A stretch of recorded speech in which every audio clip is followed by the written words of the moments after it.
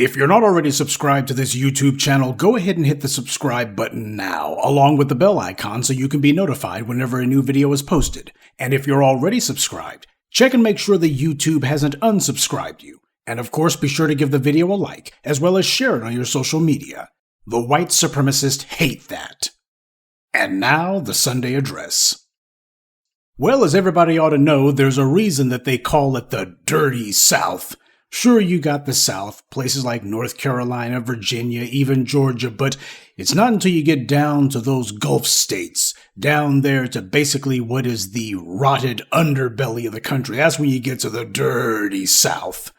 And the police in Louisiana are absolutely legendary for their corruption. I mean, the LAPD ain't got nothing on those creeps. Baton Rouge. This is the same Baton Rouge where the racist police murdered Alton Sterling. And they're back in the news, not for anything good, of course. They denied being racist as hell, but the reality always comes through. 4 Baton Rouge thugs with badges have been arrested, one of them a deputy chief. In Baton Rouge, as with everywhere else in the U.S., they beat people, they kill people, they snatched one woman off the streets and strip-searched her, a grandmother no less. I hear that Merrick Garland woke up from his coma long enough to at least look at this one. Now, what led to this finally coming to light was that 3 years ago, the thugs in Baton Rouge arrested a black man and tried to strip search him in a bathroom. As you can see, they're very fond of seeing black people with their clothes off. Obviously, the citizen understood this was not legal and refused to comply, which he had every right to do. When some right-wing whore on Fox News or in some comment section or anywhere else tries to tell you to just obey police commands, you don't unless it's lawful. You can obey a lawful command, and citizens know the difference. Now, what happened was, while they were trying to strip search this black man in a bathroom, and he clearly let them know that's out of bounds, they decided to torture him using their tasers to electrocute him, except they forgot that whenever they use their tasers, that triggers their body cameras. So they didn't realize their torture session was being videotaped until it was all over. It was then that one of the supervisors of these thugs wanted to see the video, not so that he could have these guys punished for their criminality, but so that he could help them cover up the crime. The dirty cops were directed to get rid of the body camera altogether so that the evidence of their crimes wouldn't be made public. I'll bet you didn't know that body cameras are linked to the stun guns that police carry, did you? Every time police lie and claim that their body cameras malfunction, we all know they're lying, and this is just another incident. Now, keep in mind a deputy chief was arrested and faces charges for malfeasance in office, principal to obstruction of justice, principal to battery, and principal to theft. And just to show the apple doesn't fall far from the tree, this corrupt deputy chief's son had been on the force but isn't any longer, and this son had been arrested earlier in September. This is what's been going on the last 30 days down there. This is the deputy chief of the police department and his son. Gee, where are all those people who keep saying that it's just a few bad apples? This culture of corruption goes all the way to the top, and these were not some rogue cops we're talking about here. This is the police department showing how they operate. This is a terrorist organization, not a police department. And you know full well that all of their co-workers knew exactly what they were up to. They knew exactly what goes on in places like this. This is not as if these guys were just operating with impunity because nobody knew. It should never have taken 3 years and citizens' complaints to bring this to light. But of course, most police departments are comprised of criminals and cowards, so naturally they're not going to be saying or doing anything about it. That means that they're all in on it. If you're not fighting police corruption, that's because you're part of it. But this wasn't even the only police savagery incident in Baton Rouge. There was also another scandal down there regarding the police's off-site torture chamber that they called the Brave Cave. The police department in Baton Rouge, Louisiana, is under scrutiny because of lawsuits that claim officers tortured detainees in an off-site warehouse. NBC News Now correspondent Stephen Romo has more on the disturbing allegations. Shocking allegations about an unmarked police facility in Baton Rouge, Louisiana, coming to light in a new federal lawsuit. Detainees are essentially kidnapped, taken, interrogated, frequently beaten, and strip searched. Now, one of the officers involved, Troy Lawrence Jr., has resigned and is charged with small battery in connection to a different incident. Local leaders disturbed by the revelations. I made the immediate decision to permanently close the facility. 47-year-old Ternell Brown is suing the Baton Rouge Police Department, saying she endured sexual humiliation while in custody in June. Brown says in the complaint she was stopped while carrying 2 types of her own prescription pills and taken to an off-site warehouse referred to as the Brave Cave by the Baton Rouge Area Violence Elimination Unit, or Brave Team. There, she says she underwent an invasive 2-hour strip search with a flashlight and was released with no charges. That facility has been around 19 years. Facility is called the Narcotics Processing Center. Were you aware that it was used for strip searches? No, the strip search, I was not aware of that. It's not just the existence of this facility that's under scrutiny. The department's broad stop and strip policy is also being questioned. It allows officers to strip search civilians without arresting them. Do you think that might need to change the strip search policy? Absolutely. The chief says the department policy is reviewed yearly, but the strip search policy hasn't been revised since 2016, and that's despite a complaint 3 years ago. What I'm getting arrested for? You being detained. How? For what? Because I said so. But you ain't tell me I ain't gotta tell you why. I don't have. Last month, BRPD hit with yet another lawsuit. This time, 22-year-old Jeremy Lee says he was beaten at the off-site facility and left with a fractured rib, among other injuries.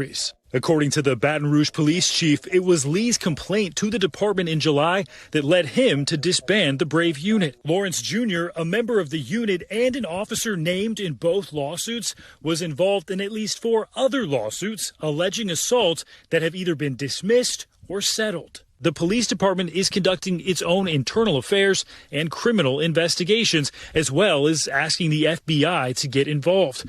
Do you know of any other cases that could be in the works regarding the Brave Cave? We do. There will be more. Stephen Romo, NBC News. They called it that because BRAVE is an acronym for Baton Rouge's little so-called anti-violence team. But they were actually doing nothing but committing violence in that place, torturing and sexually assaulting citizens, pretty much all of them black. And they've been getting away with it for a while now. As the deputy chief admitted, that place has been torturing people for at least 19 years. This is what they were doing at the so-called Brave Cave. That's typical for the thugs in blue. They're cowards and punks, but they like to call themselves brave and bold. While they're snatching random grandmothers off the streets and strip searching them and beating other citizens so badly the jail can't even admit them until after they go to the hospital.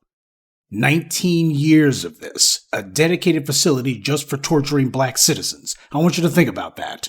Now, they claim that this secret police torture chamber was actually for the sake of investigating drug crimes. That's usually the cover story. Oh, it's about drugs. It's a drug processing center. But everybody knows what its real purpose was. They're taking people to some off-site location. They're not taking them to police headquarters. Why would you be questioning people at a so-called drug processing facility? Why wouldn't you be doing that at police headquarters, where their lawyers can be there? See, the city knew all about this. The city paid for it, set it up, let them operate for 19 years, 2 decades. And that lets you know that your politicians were also fully involved in this. Many of them black, by the way. Police departments having these off-site torture chambers is standard for the thugs in blue in America. Some people probably remember how in Chicago you had the infamous John Burge. He was the creep who got convicted of running the Chicago PD's off-site torture chambers out there. Yeah, you're not going to be seeing this on any of those Chicago PD shows on NBC. Dick Wolf ain't going to be doing no shows about this. In fact, nobody else on white media is going to be doing that either. This is how American police operate. In Louisiana, the torture sites are alive and well. They may be shut down in Chicago, but down in the bayou, they're still doing it. And that's elsewhere. We know this is not the only place. They didn't just kill Alton Sterling on a whim. They did it because they've been getting away with it. This is no coincidence. And we also have to wonder what's going on in New Orleans or Houston or Birmingham or elsewhere. All of these police departments nationwide, all of these city governments who fund and administrate them, they need to be forced to divulge their own torture sites. Because that's what this is. This is not some one-off.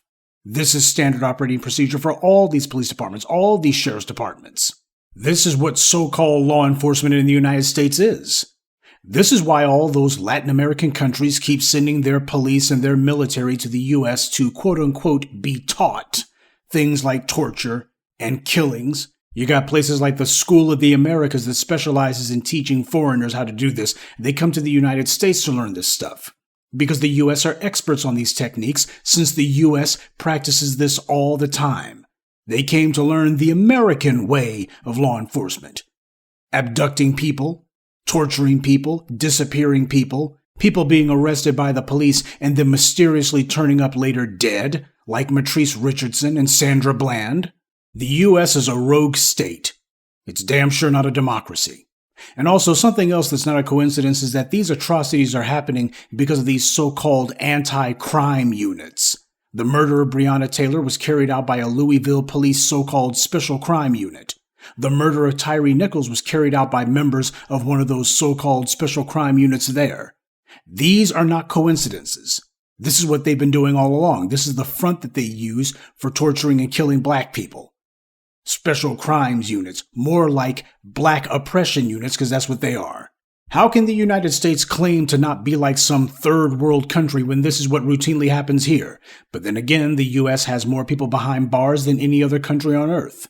China has 3 times the U.S.'s population, but less people behind bars. Go ahead and name whatever despotic country you want, North Korea, Russia, Iran, Syria, whomever. The U.S. has more people behind bars than any one of those countries. And yet the U.S. calls those other countries police states. No, it's the United States who's the police state. Now, with this going on, perhaps the federal government needs to do their jobs. This is probably a good time for Biden to form a White House-level police accountability commission. He's running for re-election right now. He should probably make that a campaign promise for 2024. Yeah, that'd be a good place to start. Me and Kamala, we think there should be a police accountability commission out of the White House, functioning out of the White House. Yeah, I think that's an idea whose time has come. Oh, wait. So while the thugs in blue are running rampant, the government is turning a blind eye because these criminals are carrying out state policy. And it shouldn't surprise anyone that a number of black police officers were involved in this criminality. You want to know why black police officers are viewed no differently than their white counterparts when it comes to the black community? Because they've been aiding and abetting this oppression.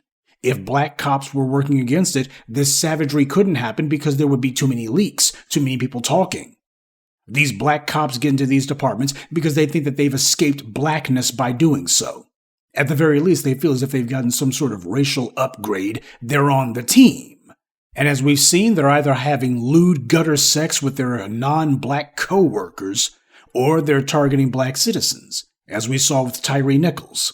These white supremacists who handle hiring for these police departments, they know exactly what kind of chumps they're letting in. They know exactly what kind of turncoats to look for.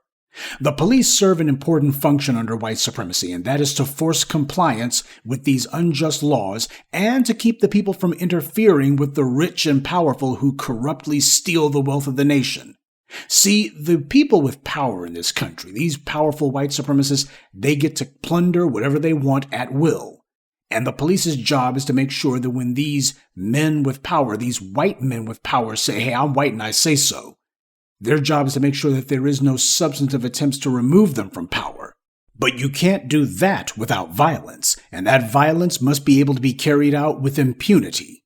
Now, these black police down there, they know that if they tried any of that nonsense they did with black people against white suspects, they would have been arrested and locked up a long time ago.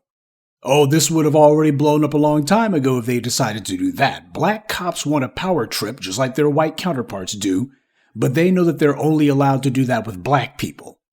They try it with a white citizen, and their white brother officers aren't going to support them. The white police unions won't support them. Fox News won't be running any BS stories saying police have a dangerous job, and what about the Ferguson effect and other deflections? A black cop who mistreats a non-black person gets hung out to dry, and they know it. Just ask Mohammed Noor. This is why punishment for police needs to be a standard part of the law. Police have all kinds of unnecessary so-called extraordinary protections. That's just a wasted policy, though. What's required is for the police to have extraordinary punishment when they break the law. They harm someone, that should be treated as first-degree assault with a hate crime enhancement. That's how it should be treated in the eyes of the law. They kill someone or just shoot someone or otherwise grievously injure someone, that should be treated as first-degree murder. Whatever they do should be a first-degree offense in the eyes of the law. And the sentences should be mandatory so these rotten judges that they work with can't do anything about it. That's how you stop crooked cops. Punishment. All of these dirty police, they can't be retrained. They can only be punished. Police know the law. That's part of their job. So when they violate the law or department policy, it's not because they don't know it. It's because they know what their real job is. And it's not enforcing the law. It's enforcing the American racial order. So the thugs in blue strike again. They're keeping the community safe by beating people halfway to death, molesting and sexually assaulting grandmothers, locking up people at secret sites and torturing them. They're committing crimes and destroying evidence. That's how you keep the community safe. These are the guys who the white media tells us we should look up to, right? Joe Biden decided to go ahead and give them a vow of support last year. This is who he goes and has little meetings with. I've got your backs. See, for every story that the white media runs about police who do something good, quote unquote, I can give you at least 10 of them doing wrong. Policing is one of the safest professions in America. But that's only because they've made being black the most dangerous. Good evening, and be one. I'd like to take a moment to mention some of our contributors. Sandra Bates, David Green, Cornell Sly, Ricardo Deschabert, and Connie Beasley. Salute to them and thank you to everyone for listening, liking, and sharing this message. Black empowerment only exists because of you.